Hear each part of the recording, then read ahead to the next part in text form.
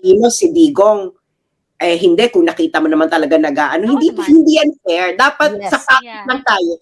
Kasi tayo ay nag-a-appeal sa protector of the people. Kasi kailangan malaman ng protector of the people kung sino yung Addictus Benedictus. Addictus Benedictus o hindi.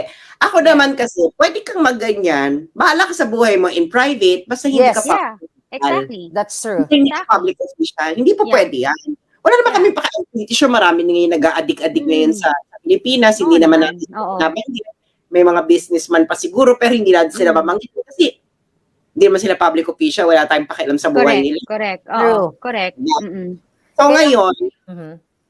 So ngayon, kaya po kami nagiging fair. Para po ito ay hindi po pwede na baka mamaya ma-disillusion din tayo, no, na ito pala mga Duterte ganun din pala. Kailangan malinaw na. Sabi ni Barkadahan forever, you're under oath, Miss Cathy, sa Maharlika's court. Of course, always. Okay, go ahead, Sas. Babalik ko, baka mamaya, later on, no, biglang may lumabas pala na pulboronic video, tapos si Digong. Andun pala, di ba? Kaya kailangan malinaw na ikaw, Cathy, you are, sumusumpa ka ba sa Diyos, sa bayan, sa mga anak mo, na walang naikwento sa iyo si Florendo ever na si Digong ay involved sa ganito to? Sandali ilalapit ko to para makikita yung kamay ko. Wala po. Ba't kasi naka-blur. Wala siyang kinuwento na involved. Even sa mga anak? Wala siyang kinuwento. So, hindi siya nagsabi ng ganun. Ang alam ko, yung kinikwento lang niya, alam mo yan, sa gabi, nagpapanggap na taxi driver yan para mahuli niya yung mga kriminal. So, yun yung alam ko. Yun yung kwento lang niya sa akin. Tapos sabi niya, matapang talaga yan. Yan, kapag meron siyang batas na, yung may sinabi siya, kailangan yun talagang anuhin niya. Yung parang kapag may inutos siya na, bawal to, wag niyo tong gagawin, kailangan talaga gawin mo. Kasi talagang papangalanan ka daw. Parang walang preno. Alam mo yung ganun. So, wala. Mamatay na yung anak ko, ako, sa bayan, sa inyong lahat, ako, 'di ba? Na wala talaga siyang kinuwentong ganun. Wala Cathy, siyang makwento. I have a question, Cathy. Okay. Siyempre nagkukwento ang yung ex, si Tony Boy Florendo, about BBM and about Gong. Who do you think, based on the stories of your ex, that your ex really look up to as a leader? Si Digong. Siyempre older. And proven naman 'di ba? Parang nakita mo naman how long and how people respect him in Davao. Hindi naman siya magtatagal doon, 'di ba? Kung hindi naman siya okay din. Alam mo 'yun. So, yun, sabi niya, okay, wala siyang, in fairness with Tony Boy, hindi niya siniraan si Digong. Never. Kahit yung may parang rift noon, hindi niya sinira si Digong. I guess, alam niya kasing may pagkukulang siya, in a way. Alam mo yun, na, alam niyang may pagkukulang siya, in a way. So, kasi sabi ko nga sa'yo, di ba, he treasure friendship more than personal relationship. So, yun. Pero diba? Talagang may pagtatampo siya nung hindi siya tinulungan sa case. Yung after a while, nagtampo siya, umiyak pa nga yan siya kasi parang nahirapan siya, hindi siya sanay Ngayon lang siya nakasuhan and everything. Yun nga yung sinasabi ko sa inyo na itong mga taong to, matapang sila. Pero pag nandyan na, that's why they're trying to do everything kasi ayaw nilang sila'y maipit. Parang whether makasagasa na sila, gagawin nila lahat. They can lie, they can do everything. To get away from it. So, 'di ba ako nga inunahan ako. Sabi ko, ayoko na magalit, ayoko nang magsalita, ayoko ng anything kasi may pinagsamahan din kami niyan. Tingnan mo nangyari sa akin, nahimik ako and everything. Ako na yung pinakamasama, ako na yung nababoy. Alam mo 'yon, walang pili 'di ba? Iba talaga yung yung samahan ng mga addictus benedictus, 'di ba? So, I think kasi yung kaya nga yung mga nakikinig dito, i-search niyo sa Google yung Gucci Gang, yung DJ Montero na scandal noong mid-2000. Kasi nandun din yun siguro yung mga pinapangalanan ni Cathy. Actually, yung binanggit mo kanina, parang nasa Mm. USB yun eh. Pero wag na lang natin balikan. Kasi hindi Yeah. naman politiko. Mm-mm. Yeah, yung mga hindi kasi politiko, safe kayo, bahala na lang kayo, do Yeah, whatever. of course. Kasi kailan naman maapektuhan yan, yung buhay nyo, saka yung pamilya nyo, bahala na mga polis sa inyo. Pero pag ito kasi nasa public officials, this is very different. Different ball Yes. game po ito.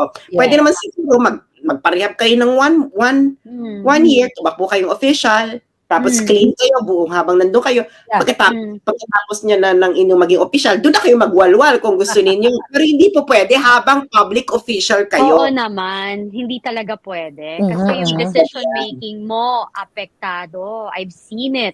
Grabe yung yung pitik ng galit, yung impatient, yung amat. walang pasensya. Yung amat. Yung parang wala lang. Perfect example, makikipagyera tayo sa China. Ano ba yun? Yeah. Ano Yeah, yun? favorite topic ni Sas yan. Huwag mong binabanggit-banggit yan. Chinese ako ha. Chinese ako in a way. Hindi kasi alam mo may mga kaibigan ako na nasa Marines, nasa Navy. 'Di ba nung pandemic sabi ko nakatrabaho ko sila. Yeah. They send me videos. Yung parang hindi na nila alam, feeling lang mamamatay na sila on that moment. May pinost ako na video one time. Nasabi akala nila end of the day na nila.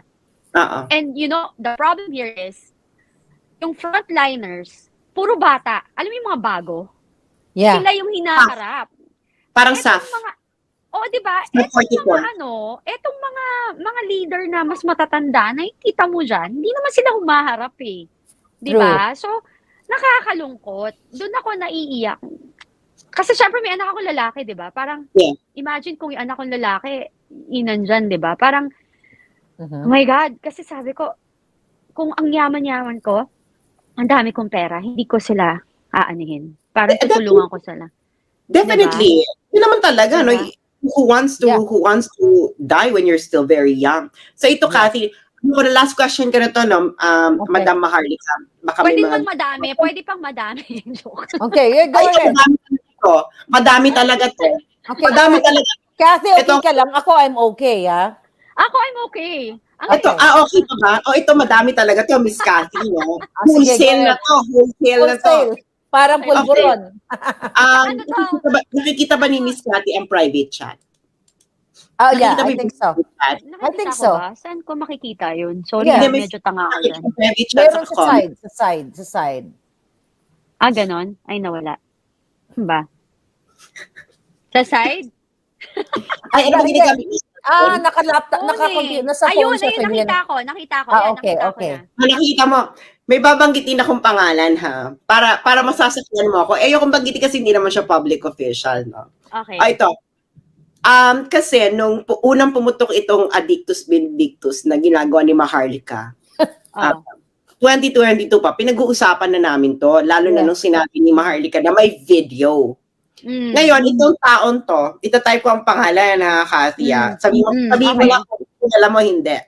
Okay, sige. Okay. Suspense. Familiar. Okay. Si Maharlika, kilala niya to.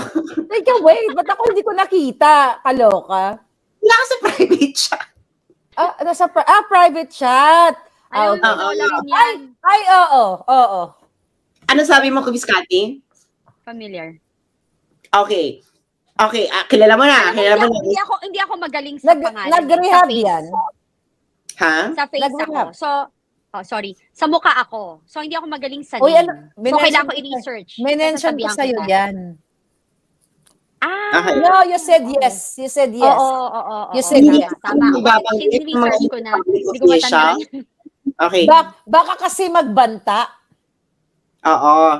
So bata kasi. Ngayon, Miss Cathy, ganito kasi nung unang pumutok, actually, 2 years ago pa kasi sinabi ni Maharlika na may video. Okay. Nung sinabi namin may video, ang sabi nitong pinakita ko sa private, kaya ito kasi irrelevant kasi ayan, nasa private chat. Ito ang kanyang background. So, pwede ba natin sabihin yan? Sas yung pangalawa? Wag. wag na girl. Kasi, Wag na. meron siyang ano ngayon eh. Okay. Ibigay na lang natin sa kanya ang kanyang buhay ngayon. Bigyan na natin sa kanyang anak. Oo, sa Nagbagong kanya. buhay na. Sa kanyang anak. Sa Wala naman yata siya sa government right now. Wala na. Wala na. Wala na. Ibalato na lang natin sa kanya yan. Wala na natin sa kanya. Saka kasi may family na siya eh. Okay. Oo. Baka dati sa circle. Baka naman nagbago na rin. Ang Okay, sabi niya na as far as he's concerned, hindi naman daw ganun ka-careless si BBM na makukunan ng video. As far as he knows, ha? So, syempre, alam na natin, reading between the lines, no? Siguro naka-jamming na rin. Correct. Sinabi niya yan sa group chat? Yes, sabi niya, as far as he knows. And then, ang sabi niya na nahulaan ba nila? you may deny or confirm or give your opinion. Ang sabi niyang opinion niya, kasi ano rin to, user din to. Bonggang-bonggang. Nag-rehab siya. Yes. Okay. Ngayon, ang sabi niya, you know what? I-check ninyo yung mga back pocket ng mga quotes ng mga congressman. At least 1/4 dyan, meron. Wow. Oh my God. Yun ang sabi niya ha, yun ang sabi niya, ano to, certified user to. At inaamin naman niya, kasi nagparehab siya, nagbagong buhay siya. Yun ang sabi niya, at least 1/4 dyan sa Congress. Pag chinek niyo yung back pocket ng quote niyang mga yan, meron niyang stash. What can you say about that? Do you believe that there's at least 1/4 sa Congress ngayon na pag chinek natin ang back pocket or pinag-hair follicle drug test natin eh, magpa-positive? The reason why ayaw nilang magkaroon ng bill or ng batas? Sasagutin ko nga eh, di ba sila na nagbenta sa sarili nila? Yeah. Yung pwede naman dapat, ang sagot doon is, oh, sure, di ba? That's a good bill. Yeah. Because like, we're going to have nagkakaroon tayo ng integridad na mapapatunayan natin na hindi gumagamit ng droga ang mga nakaupo sa mga Registrators. Di ba? So, So possible. possible kasi the way they answer it, whoever, kung sino man siya na yung ano na yon para mag-react na personal, na this is like privacy. Darling, tumakbo kang public official. Alam mo ba ibig sabihin ng public official? So, it means you have to do it. And if you're not guilty, you do it. Diba? Sa mga nakaupo ba ngayon, Miss Cathy, sa Senado at Kongreso, meron dyang alam mong confirmed?